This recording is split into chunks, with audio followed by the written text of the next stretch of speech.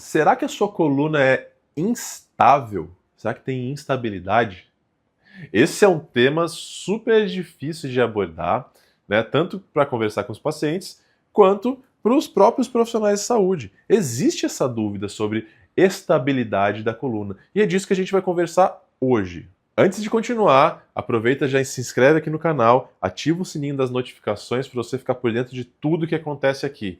Semanalmente a gente tem 2 vídeos publicados toda terça e quinta, além dos conteúdos curtos ali, que também são publicados praticamente todos os dias. O termo estabilidade, ele é um termo utilizado para alguns sinais clínicos que a gente vê em alguns pacientes ali que apresentam dor na coluna, né? Principalmente na região lombar. Porém, nem sempre é o termo correto, né? Imagina só, se eu falo para você que a sua coluna é instável, parece que ela está aqui, né? Como essa imagem que eu coloquei aqui, né?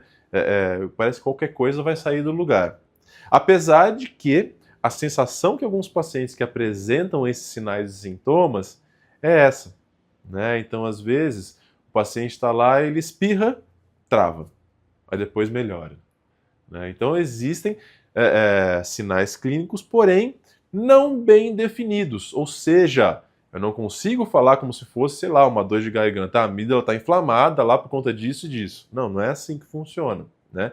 Agora, através de um conjunto de sinais e sintomas, a gente pode estabelecer e hipotetizar que a gente tem alguns sinais de alteração de controle de movimento, por exemplo, que geram uma impressão de instabilidade. Então vamos falar sobre esses sinais importantes ali, alguns sinais clínicos que a gente utiliza durante uma avaliação fisioterapêutica para o paciente com dor lombar.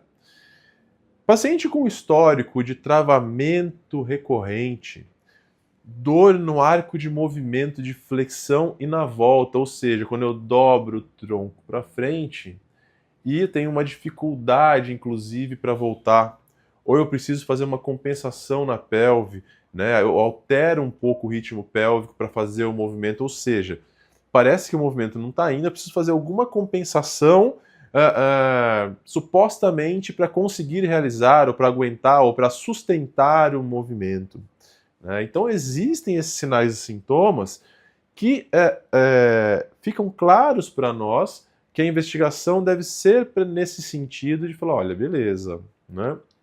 Está apresentando isso, tem um histórico de crises recorrentes, né, e com travamentos abruptos, mais de uma vez por mês, por exemplo, né? Então, temos que investigar se essa alteração de padrão de movimento tem a ver com o quadro. E aí, muitas vezes, sim, né? Então, a gente começa a investigar função muscular, né, testes de força muscular, testes de controle. Então, essa análise clínica é super importante. E é um paciente que ele vai se beneficiar, muitas vezes, de uma ativação muscular precoce. Então, a base do tratamento desse paciente é com exercício terapêutico. Muitas vezes, esse paciente piora com manipulações vertebrais, sabia? Manipulação vertebral é seguro e é muito bem-vindo dentro do tratamento de coluna. Mas é o que eu sempre digo. Vai fazer a manipulação, legal, tem um efeito bom.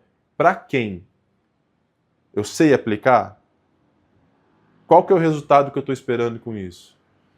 Então, características clínicas diferentes levam a tratamentos clínicos diferentes. A gente tem uma gama grande de possibilidades, né? Sendo que o exercício ela é primordial em todas essas possibilidades. E para esse grupo de pacientes que apresentam esses sinais de instabilidade, é importantíssimo. E a analgesia desse paciente vem através do exercício. Ah, então, por exemplo, o que é fisioterapia analgésica para esses pacientes? Ué, depende. Se o paciente tem esses sinais que eu estou comentando com vocês, o exercício é analgesia. Então, olha só que legal. De acordo com a condição clínica, com os sinais e sintomas que o paciente está apresentando, a gente já consegue hipotetizar algumas coisas importantes clinicamente e seguir o tratamento.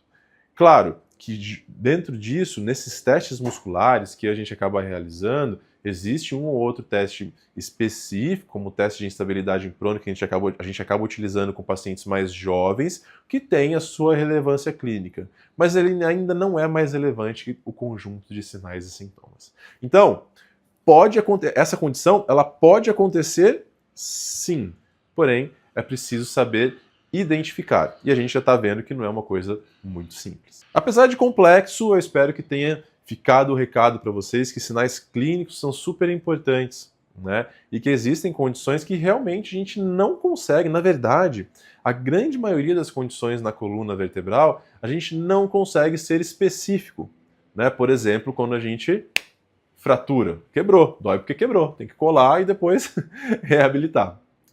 Então eu espero que tenha ficado claro para vocês. Se não ficou claro, me manda sua dúvida. Para mim vai ser um prazer te responder e, como eu sempre digo, a sua dúvida pode auxiliar tanto você quanto outras pessoas e também nos ajudar a gerar mais conteúdos relevantes, que aí eu entendo direito quais estão sendo realmente as dúvidas e o que vocês querem saber. Se você ainda não se inscreveu aqui no canal, aproveita e já se inscreve e ativa o sininho das notificações. Assim você fica por dentro de todas as novidades. Quero te convidar também para conhecer as minhas outras redes, Instagram, TikTok. A gente tem um podcast Físio Resenha que está no Spotify e em outras plataformas e também está aqui no YouTube. Então entra lá, se diverte um pouco com esses conteúdos, que vai ser um prazer te ajudar.